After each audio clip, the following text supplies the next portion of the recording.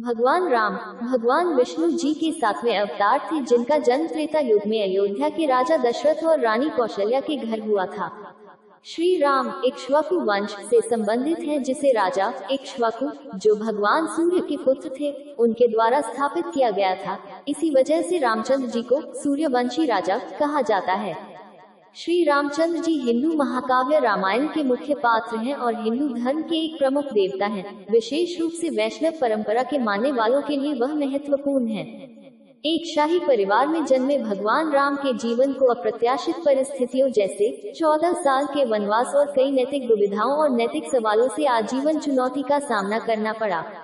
श्री राम जी के रूप में विष्णु जी का मानव अवतार हुआ और उन्होंने जो कष्टों का सामना किया, उससे साबित होता है कि सतोगुण विष्णु जन्म और मृत्यु के चक्र में है, वह शाश्वत नहीं है। एक समय में भगवान विष्णु अपने निवास स्थान वैकुंठ में शेषनाग की शैया पर विश्राम करते हैं, तो दूसरी ओर वे पृथ्वी पर अवतार लेते हैं और मानव जन्म में दुख भोगते हैं।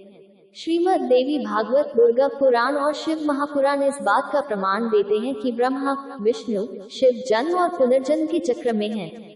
वे नश्वर हैं। पहले आइए हम भगवान राम के जीवन पर प्रकाश डालते हैं और जानते हैं कि भगवान विष्णु को भगवान राम के रूप में पृथ्वी पर अवतार क्यों लेना पड़ा।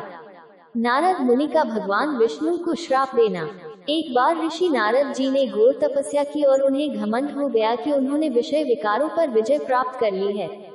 तपस्या पूरी करने के बाद वह अपने पिता भगवान ब्रह्मा से मिलने गए और उन्हें अपने उसी विश्वास से अवगत कराया। भगवान ब्रह्मा ने नारद जी से भगवान विष्णु जी से इस बारे में चर्चा नहीं करने के लिए आग्रह किया। चूंकि नारद मुनि अति आत्मविश्वास और उत्साह में थे, इसलिए उन्होंने अपने पिता द्वारा दी गई चेतावनी के बावजूद विष्णु जी के साथ वह बात साझा करने की सोची, अर्थात पिता की बात नहीं मानी। नारद मुनि अपने चाचा विष्णु जी से मिलने गए और शेखी बखारने लगे कि उन्होंने वासना पर विजय प्राप्त कर ली है और वे आजीवन तपस्वी का जीवन व्यतीत करेंगे। नारद मुनि के अभिमान और गलतफहमी को दूर करने के लिए विष्णु जी ने एक मायावी दुनिया रची, जहां पर एक सुंदर राजकुमारी का स्वयंवर आयोजित किया गया था और दूर दूर के प्रसिद्ध शासक राजकुमारी से विवाह करने आए थे। ऐसा भव्य उत्सव और तैयारियों को देखकर नारद मुनि राजकुमारी से विवाह करने के लिए उत्साहित हो गए। भगवान विष्णु का रूप मनमोहक है। नारद जी ने विष्णु जी को याद किया और उनसे उनका हरि रूप उन्हें प्रदान करने के लिए इच्छा जाहिर की। संस्कृत में हरि का अर्थ बंदर होता है। भगवान विष्णु ने चतुराई से तथास्तु कहकर सहमति दी और नारद जी का चेहरा वानर की तरह परिवर्तित हो गया, जिससे नारद जी अनजान थे। स्वयंवर का समय आ गया और राजकुमारी ने शाही दरबार में प्रवेश किया। नारद जी कतार में खड़े थे और राजकुमारी की प्रतीक्षा कर रहे थे कि वह उन्हें माला पहनाए। वह पास आए। ऋषि नारद को देखकर भी अनदेखा कर आगे की ओर चली गई। नारद मुनि चौंक गए कि राजकुमारी ने उनकी उपेक्षा क्यों की। दूसरा मौका देते हुए नारद मुनि एक और पंक्ति में आगे बढ़े, जहां राजकुमारी को अगले पर पहुंचना था। दूसरी बार भी राजकुमारी ने नारद जी को नजरअंदाज कर दिया।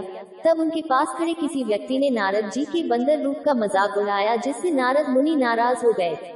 तब उग्र नारद मुनि ने भगवान विष्णु को श्राप दिया, तुम अपनी पत्नी के वियोग में एक पूरा मानव जीवन व्यतीत करोगे और मेरी ही भांति वियोग का दर्द झेलोगे और बंदर जैसे मुख वाले प्राणी तुम्हारी मदद करेंगे। पुण्य आत्माओं, यहाँ साधकों को ब्रह्मकाल के भयंकर जाल को समझने की आवश्यकता है। वह धोखेबाज है। वह इस तरह की रणनीति निभाता है। सबसे पहले ब्रह्मकाल ने विष्णु जी को नारद जी के घमंड को कुचलने के लिए प्रेरित किया, जिससे विष्णु जी ने एक मायावी दुनिया रची। फिर नारद जी ने विष्णु जी के समान सुंदर दिखने की इच्छा से उनका आह्वान किया। विष्णु जी ने नारद जी के साथ छल किया, जिसके परिणाम स्वरूप नारद जी ने विष्णु जी को श्राप दिया। ब्रह्मकाल के 21 ब्रह्मांडों में विष्णु जी केवल सतोगुण विभाग के स्वामी हैं। उनके पास विभिन्न प्रकार की सीमित शक्तियां हैं। यहाँ तक कि ऋषि नारद भी कोई सामान्य व्यक्ति नहीं है। लेकिन विडंबना यह है कि त्रिलोकीय विष्णु जी नारद मुनि द्वारा दिए गए श्राप के प्रभाव को निष्प्रभावी नहीं कर सके और श्री राम के रूप में मान